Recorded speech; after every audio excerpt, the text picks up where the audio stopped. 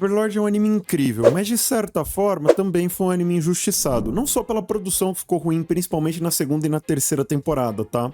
Porque por mais que Overlord tenha recebido uma adaptação digna, várias coisas muito interessantes e bacanas de a gente assistir foram cortadas do anime. Por isso, hoje, enquanto eu analiso o anime de Overlord pra vocês, eu vou narrando os acontecimentos da primeira a quarta temporada, incluindo tudo de mais relevante que foi cortado da história até esse presente momento. Com exceção do filme. O filme, qualquer dia, a gente faz um vídeo à parte a respeito. O anime de Overlord começa com Suzuki Satoru, vulgo Momonga, vulgo Ainzou Gon, meio triste, melancólico, porque o jogo que ele jogou por mais de uma década tava fechando os servidores e tudo mais. Fora que os companheiros de guilda dele foram parando de jogar aos poucos, desistindo do jogo, entregando os equipamentos que não sei o que tem. Então ele tava se sentindo frustrado e sozinho naquele momento. No entanto, logo após o fechamento dos servidores do jogo, um fenômeno sobrenatural aconteceu e levou a consciência dele para outro mundo, junto da guilda inteira dele e tudo que tinha dentro dela, incluindo os NPCs, que até então eram controlados por IA, por inteligência artificial, mas acabaram ganhando vida nesse novo mundo medieval de fantasia. A partir daí, o Momonga, vulgo Ainzou Gon, ficou meio perdido com o que estava acontecendo e começou a fazer vários testes para descobrir o que realmente tinha mudado do mundo para o outro e se ele realmente tinha sido teletransportado para outro mundo ou não. Obviamente, uma boa parte desses testes foi mostrada pra gente nos primeiros episódios do anime, e o que era mais relevante não foi mostrado. Eu acabei falando no primeiro vídeo sobre Yggdrasil de Overlord, por isso eu não vou me repetir de novo aqui. E como a gente viu no anime, em paralelo a isso, ele começou a tomar certas providências para se proteger de possíveis ameaças externas. Afinal, Nazarick, a guilda dele, tinha sido teletransportado sem aviso prévio para um território desconhecido.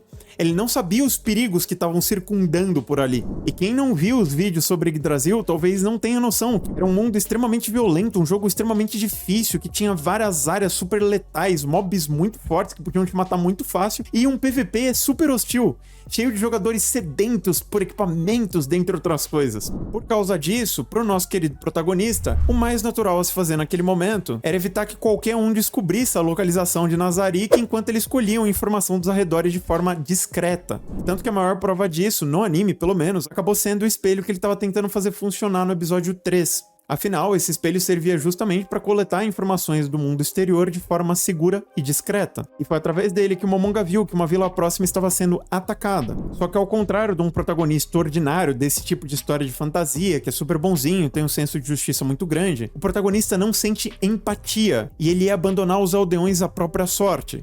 Isso acontece principalmente porque o karma do avatar do Ainz é extremamente negativo. Então, como o Ainz é um morto-vivo, ele é um ser extremamente maligno por natureza.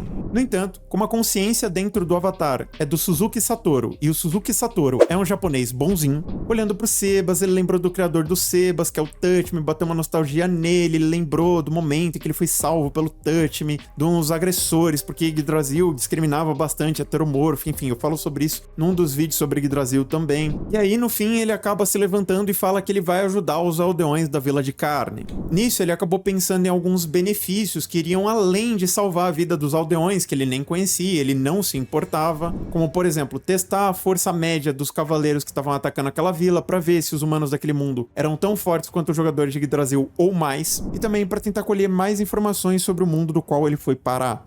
Porém, logo de cara, o Momonga percebe que os humanos daquele mundo eram muito mais fracos do que um jogador de Yggdrasil. Só que pouco tempo depois, ainda na vila que ele estava tentando proteger, ele acabou descobrindo que os humanos que estavam atacando aquela vila conseguiam usar alguns itens, invocar certos monstros e também usar Tier Magic de baixo grau. Isso por si só era a prova de que existiam jogadores naquele mundo. O que por um lado foi bom pro Ainz, de certa forma, entre várias aspas, já que ele alimentou as esperanças dele de que os companheiros de guilda dele poderiam ter parado naquele mundo também, ao mesmo tempo em que isso começou a deixar ele tenso e cada vez mais cauteloso, porque se existem outras guildas tão fortes quanto a dele naquele mundo, o negócio podia ficar muito sério. Vale dizer que se você não sabe o que é Karma e ou Tier Magic, eu já falei sobre eles em detalhes no segundo vídeo sobre Yggdrasil, que tá aqui no canal. Mas enfim, nesse primeiro embate entre o Ainz e a Teocracia Slane, muitos não perceberam alguns detalhes importantes que não foram explicados explicitamente no anime. Um deles é que durante a luta entre o Ainz e o Nigun, o capitão da escritura solar da teocracia Slaine, os chefes do Nigun conseguiram ver que o Ainz estava lutando com ele, isso a gente viu no anime. Só que naquele momento, ninguém percebeu que o Ainz e Albedo não eram humanos. E mesmo assim,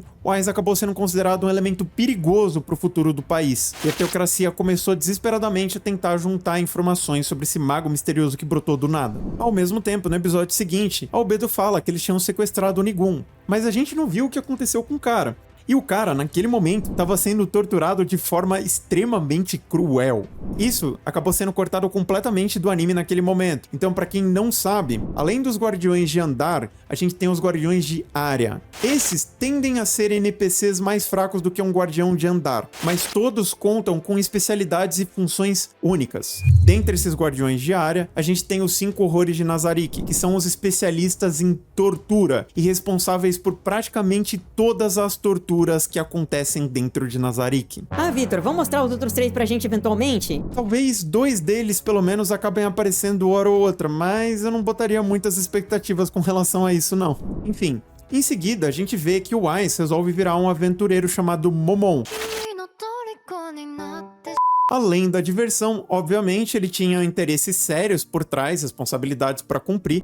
Uma delas era conseguir mais fundos para Nazarick de maneira legítima e rápida como aventureiro, e a outra era subir o máximo que ele conseguiria como aventureiro para conseguir informações privilegiadas diretamente da guilda. Não por menos, naquele momento era muito arriscado ficar usando o ouro de Yggdrasil, e as informações que ele conseguiu como aventureiro depois que ele subiu para o ranking Adamantite realmente foram muito úteis. Porém, de início, Albedo era contra a ideia. Não só ela, a maioria dos servos do Ainz estavam extremamente preocupados, porque dos 41 seres supremos só tinham sobrado um. Eles não tinham ideia do que tinha acontecido com os outros membros da guilda de Nazarick, e eles estavam morrendo de medo que alguma coisa acontecesse com o Ainz, ou que o Ainz resolvesse abandoná-los, que nem os outros fizeram e tudo mais, porque eles se sentiriam sozinhos, como crianças abandonadas mesmo. Então, Albedo conseguiu convencer o Ainz a levar pelo menos uma pessoa junto com ele. Como ele estava indo pro reino humano, essa pessoa precisaria parecer uma humana. E aí a escolha mais óbvia acabou sendo a Nabi. Não só por conta da aparência, mas também por conta da personalidade dela, ela é mais quietona. Seria interessante levar a Yuri Alpha, mas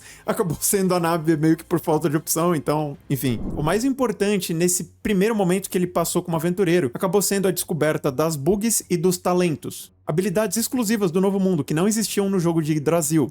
Além disso, o Ainz percebeu que os humanos daquele mundo desenvolveram magias que também não existiam no jogo. E a partir daí ele acabou ordenando que a Shoutier e o Sebas saíssem em missões secretas. A missão da Shoutier era simples. Ela discretamente tinha que entrar no reino de Riestize para encontrar e sequestrar humanos dotados de talentos. E o Sebas, por sua vez, recebeu a missão de se infiltrar no reino de Riestize, tanto para obter informações importantes sobre aquele reino, quanto para comprar novas magias úteis com o dinheiro que o Ainz conseguia como aventureiro. Só que eu não sei se vocês lembram que em dado momento a Shoutier pisa na bola, mas ela pisa na bola muito feio e acaba deixando vários humanos escaparem no processo. Pra não levar bronca, e só pra não levar bronca do Ainz, ela envia os familiares dela pra floresta, com a finalidade de eliminar todos os seres humanos da floresta sem distinção. O único problema disso é que alguns desses humanos eram da escritura negra da teocracia, que estavam a caminho de matar, ou pelo menos tentar matar, um certo dragão aí. Depois de matar os familiares da Shoutier, ela fica pistola e vai peitar os caras da teocracia. E numa troca de golpes, a Shoutier sofre lavagem cerebral de um item muito cabuloso, conhecido como Word Item, ao mesmo tempo que ela deixa em coma o portador do item, o que fez com que o processo de lavagem cerebral dela ficasse incompleto e ela acabou ficando ali a postos, esperando a ordem do seu novo mestre, que nunca apareceu. Isso acabou virando o grande plot da primeira temporada, foi a maior treta, o maior momento de tensão que o Ainz acabou passando no anime inteiro praticamente, só que alguns detalhes aqui e ali acabaram sendo cortados para variar. Um deles foi que antes do Ainz descobrir que a Shoutier tinha sofrido lavagem cerebral, o Tsa, que apareceu na 4ª temporada, foi com a mesma armadura que ele usou para enfrentar o Pandora Zactor para peitar a Shoutier. Só que ele acabou recuando porque ele viu que ela era muito forte, que ele não ia dar conta. E no final da batalha do Ainz contra a Shoutier, pouco antes dela ser eliminada, tem esse olho aqui, que deixou por muitos anos, muita gente cabreira. Só que a resposta pra isso é muito mais simples do que parece. Não era Rubedo, como muitos especularam, não era o cara da teocracia que tinha feito lavagem cerebral na Shoutcher, nem um deus misterioso do mundo, nem nada do tipo. Aquilo ali era uma habilidade da Aura, que percebeu que o Ainz estava hesitante naquele momento pra matar a Shoutier, e ele tava mesmo, e acabou dando uma mãozinha pra eles de forma discreta, sem que os outros percebessem.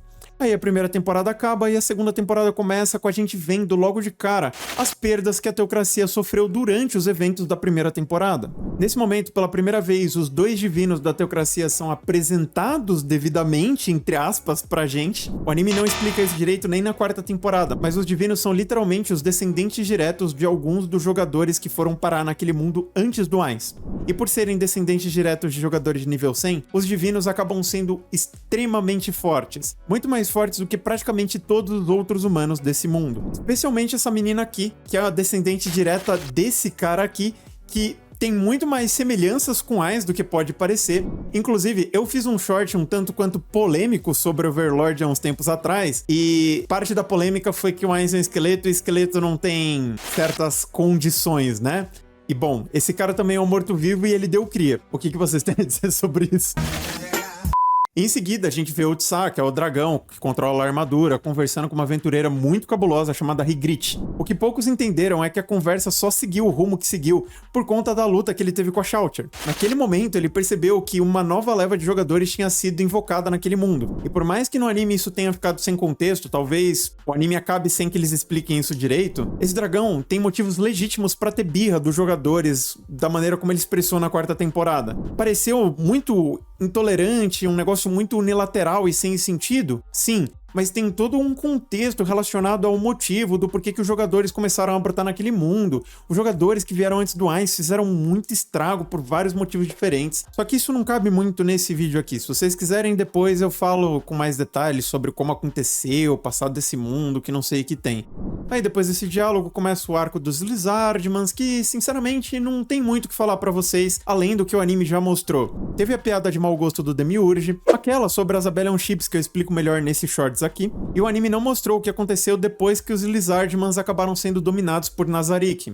Eles foram pro 6º andar, o domínio da Aura e do Mare. Por conta disso, eles estavam lá junto com o Hamuski na terceira temporada. Eles estavam ajudando o Hamuski e o Death Knight a treinar pra ver se eles conseguiam usar bug, dentre outras coisas. Mas fora esses pequenos detalhes, foi um arco bem redondinho. O anime mostrou o que precisava mostrar. Aí depois disso vem o arco do Sebas com a Tuare, um arco que muita gente gosta bastante.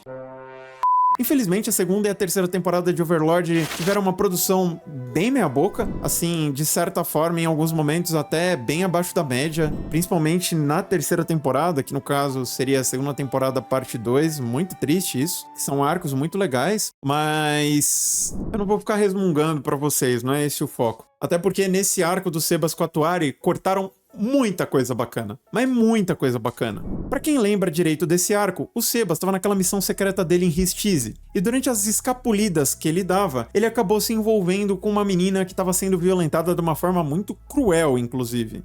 Por um impulso que está diretamente associada não só ao nível de karma, mas também aos ensinamentos do mestre criador dele, Touch Me, ele acabou salvando essa menina e com o passar dos episódios, os dois foram se apaixonando gradualmente, de uma forma até um pouco brusca, faltou um pouco de contexto, faltou um pouco de pacing nesse momento, o ritmo da narrativa, né, mais apropriado. Mas a primeira coisa desse arco que vale esclarecer de verdade pra vocês é que, nesse contexto com a Tuare, ele acabou se complicando bastante com o Ainz, porque a Solution tava suspeitando que ele tava traindo Nazarick. E o Ainz acaba aparecendo junto com alguns guardiões de andar para cobrar respostas do Sebas. O que poucos perceberam nesse momento é que o Ainz, na verdade, era o Pandora's Actor.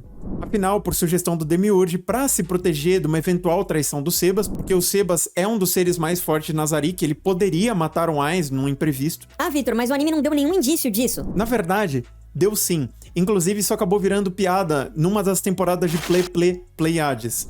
Porque além do efeito visual sutil dos olhos apagados do Ainz pra mostrar que aquilo ali era um clone, quando o Ainz vai se despedir e logo depois ele volta, ele dá uma giradinha e ele fala de um jeito meio épico, assim. Qual que é o único personagem que costuma gesticular dessa forma, gente? É o Pandora's Actor. Eles tentaram deixar claro dessa forma, foi extremamente sutil. Mas pra quem lê a Light Novel, isso fica bem mais explícito. Pra vocês terem ideia, eles estavam com tanto medo do Sebas naquele momento, que o Pandora's Actor foi segurando o Victim, Porque quem mata o Victim acaba se ferrando muito. O Victim tem uma habilidade muito roubada quando ele morre. Tanto pros aliados dele, quanto pros inimigos. Então eles foram assim com cautela máxima pra falar com o Sebas. Só que aí depois que o Sebas esclareceu tudo, o Ainz de verdade acabou aparecendo e o papo começou a progredir de uma maneira muito mais acelerada. Ali, o Ainz resolve tirar o Sebas do posto de líder da Pleiades e coloca a irmã mais nova, Aureole Ômega, como líder do esquadrão. E aí já entra outro porém. A gente nunca viu essa personagem no anime. Mesmo na Light Novel, ela é uma personagem mais misteriosa, da qual a gente tem poucas informações. Tanto que a única arte que a gente tem dela é essa aqui. E olhe lá. Mas nesse momento da Light Novel a gente já sabe várias coisas sobre ela. Ela é uma guardiã de área, só que diferentemente da maioria dos guardiões de área, ela é nível 100, como a Nigredo, então ela é muito forte. Além disso, ela é a única humana de Nazarick, uma build mais voltada para uma espécie de sacerdotisa com poderes sagrados, que tem pontos em imortal, então apesar de humana ela não vai morrer de causas naturais, como velhice, dentre outras coisas, e ela é responsável por guardar e proteger a verdadeira arma da guilda de Nazarick.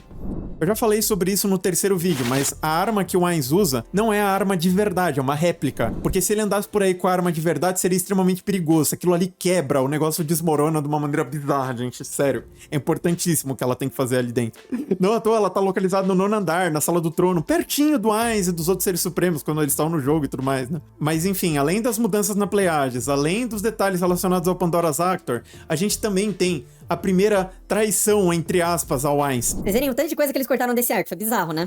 A Nigredo e a Pestônia, que estavam de castigo na 4ª temporada, e muita gente não entendeu o porquê. Sabe quando o Demiurge se disfarçou de demônio e invadiu o Rei Styx, e aí eles sequestraram uma galera, roubaram um tanto de coisa que não sei que tem? Então, essa galera, por ordens do Ainz, acabaram sendo teletransportadas pro laboratório do Demiurge, onde vários experimentos super legais, como os da Abelion Chips, iam ser botados em prática. Olha que legal, né? Sabendo disso, a Pestônia e a Nigredo, que são dois NPCs de Nazarick que tem um karma muito alto, um senso de justiça muito forte pro bem, acabaram pegando alguns dos bebês que tinham sido sequestrados pelo Demiurge e fugiram da vista dos outros NPCs. Elas foram pegas em flagrante, a Albedo tava pistolíssima, principalmente com a irmã dela, que no caso é a Nigredo, que o pescoço delas a todo custo. Só que aí, já viu, né? O Ser Supremo falou que não era pra fazer nada, elas acabaram ficando em confinamento por muito tempo. Pra vocês verem que o mínimo ato de traição ali, por mais que o Ainz deixasse pra lá, falasse, não, gente, não é nada demais,